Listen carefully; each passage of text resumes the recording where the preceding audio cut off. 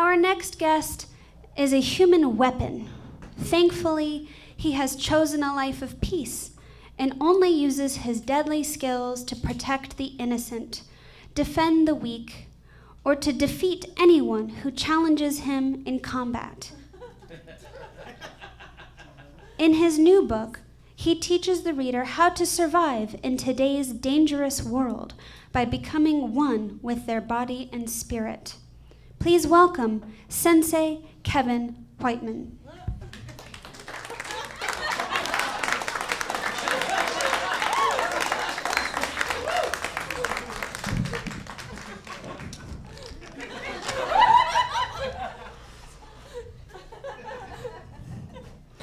Hello.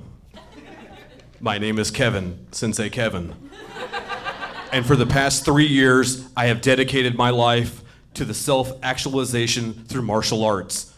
I used to be just like you, weak, scared, dumb, and unable to karate chop coconuts in half.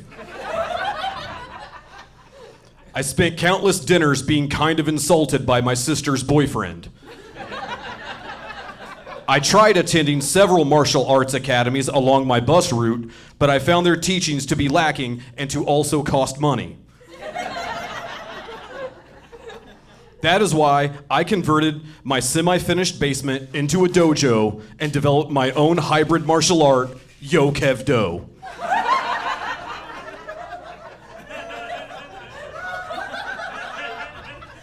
I spent up to 4 hours a day in my basement, dojo, shadow boxing, kicking really high in the air, twirling bow staffs, breathing good, and visualizing what it would be like to physically fight another human person. When the time was right, and Derek said something particularly insulting to me at Fazoli's, I followed him into the bathroom, and I made my move. The police report counted more than 15 scratches on his neck, and his shirt was stretched beyond repair.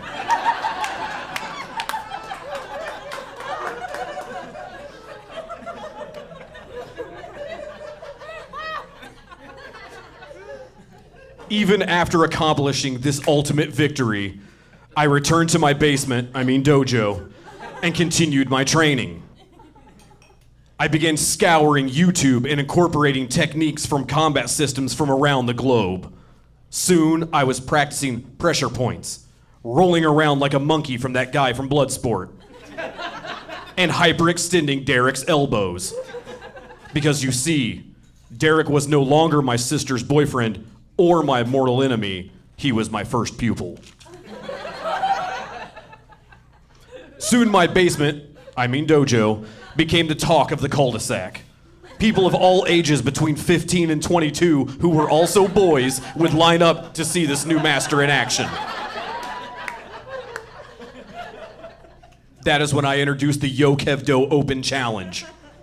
Any time of day between lunch and 8 p.m., I welcome any person who wishes to test themselves to face me in a no-holds-barred competition. To this day, I have not lost a legitimate contest. Because that time I tapped at Derek wasn't because I couldn't breathe, but because it was almost 8 and I knew we had a lot of cleaning up to do in the basement, dojo. Now, I don't want to give the impression that my life is nothing but violence. That is why I enacted the 8 p.m. curfew.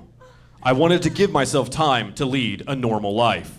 I need time to go on dates, to do this show, and lots of other stuff. Sometimes I like to roller skate. I feel my training has made me pretty graceful on skates. In fact, if I wasn't dedicated to being a living weapon, I probably would get way more into roller skating. Maybe one day, when things have cooled down. Who's there?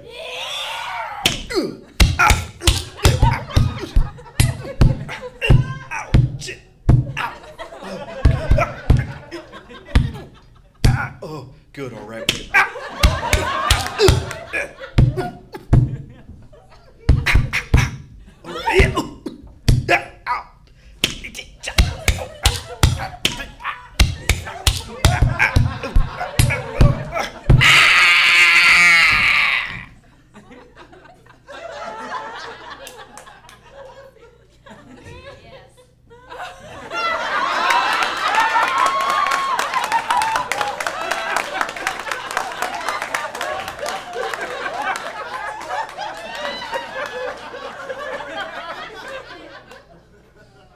proclamation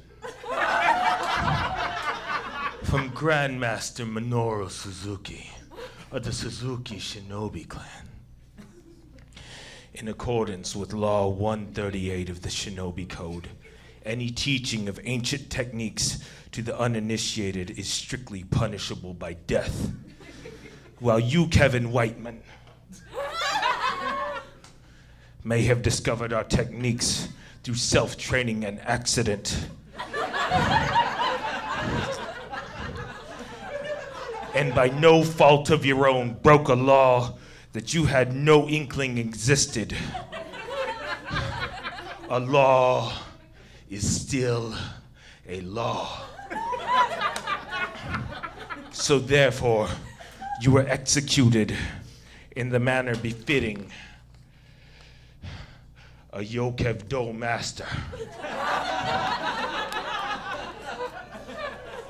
Let this death not be in vain, but be a guide to any person out there trying to develop their own martial arts in their own dojo, basement.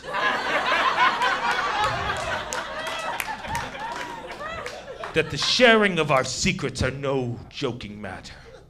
That to the fullest extent of the Suzuki clan power, we will bring down wrath and vengeance upon those who wish to violate our laws. May you rest well, Sensei Whiteman.